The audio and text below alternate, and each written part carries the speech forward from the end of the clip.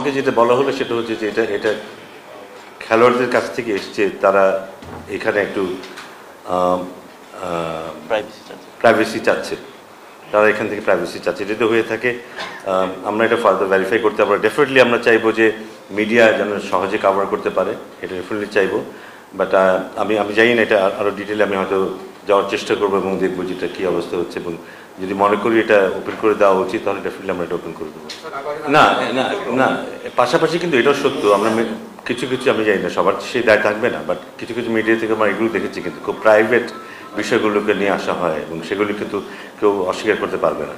সেখানে যদি যারা ভিকটিম হয়, যারা তারা যদি বলে যে এই জিনিসটা থেকে আমরা মুক্তি চাই, তাহলে সে ব্যাপারে আমাদের পাশে দাঁড়ানো দরকার। বাট আমার মনে হয় এই জায়গাটা একটা জায়গায় দাঁড়ানো দরকার যেখানে মিডিয়া তার কাজ জন্য সহজে স্বাভাবিকভাবে করতে পারে, বাট তারও একটা ব্যারিয়ার থাকবে নিশ্চয়ই, সেই ব্যারিয়ারের মধ্যে থেকেই এটা অ্যাকচুয়ালি অফিসিয়াল না হওয়া পর্যন্ত বলাটা অনুচিত।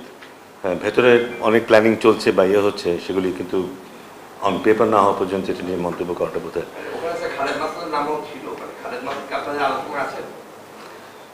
এটা আমার মনে হয় এটা আরেকটু ফাইনাল হওয়ার পরে বোধ হয় এটা নিয়ে আলাপ করাটা সঙ্গত হবে। সমাধানটা বোধহয় অলরেডি হয়ে গেছে। আমার মনে হয় যে একটা কমিউনিকেশন গ্যাপ এখানে হয়েছে। অনলাইনে বোধ হয় ইট ইজ অলরেডি অনলাইনে এটা কেনার সুযোগ অলরেডি আছে। অফলাইনে ব্যাংক থেকে আজ বিকেল 4টা থেকে 6টা পর্যন্ত কিন্তু আজকে থেকে বিক্রি করা শুরু হয়ে যাবে এটা।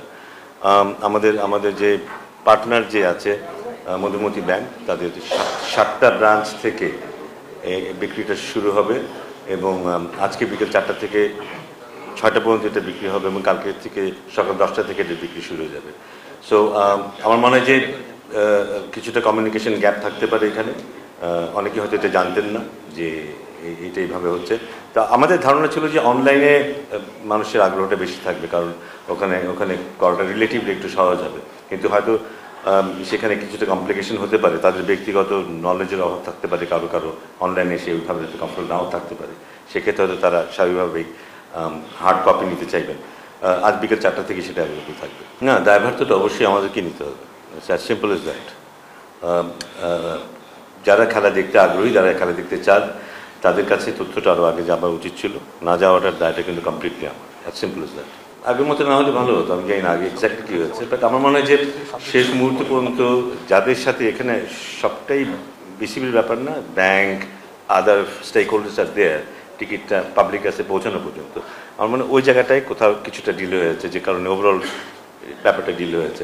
বাট দায়টা আর কাউকে তো দেওয়া যাবে না, দায়টা কিন্তু ক্রিকেট বোর্ডের, তো সেই দায়টা মাথা পেতে নিচ্ছে অ্যাবসলিউটলি। আমি ব্যক্তিগতভাবে যেটা না হওয়া পর্যন্ত আমি বলতে পারছি না, বাট যেটা এক্সপেক্ট করবো সেটা হলো কম্পিটিটিভ ক্রিকেটটা এক্সপেক্ট করবো, ভালো উইকেট এক্সপেক্ট করবো, উইকেট আউটফিল্ড এগুলি ভালো এক্সপেক্ট করবো। দলগুলো যেন ভালোভাবে প্রিপারেশন নিতে পারে ইন টার্মস অফ ওদের ভালো উইকেটে প্রিপারেশন নেওয়ার যে ব্যাপারগুলো।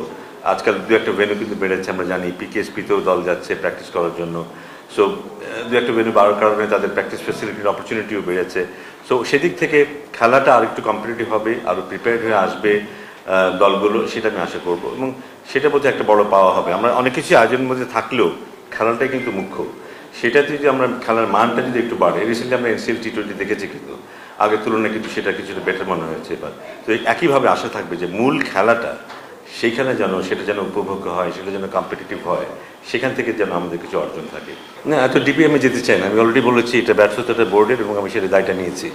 এটা মোটে কোনো ফার্দার না। ভবিষ্যতে বিপিএলকে যদি একটা বিজনেস মডেলে আনা যায়, তখন বিপিএলটা আরও অনেক বড় হবে, এখানে অনেক ফিনান্সিয়াল ইনভলভমেন্ট আরও অনেক বাড়বে।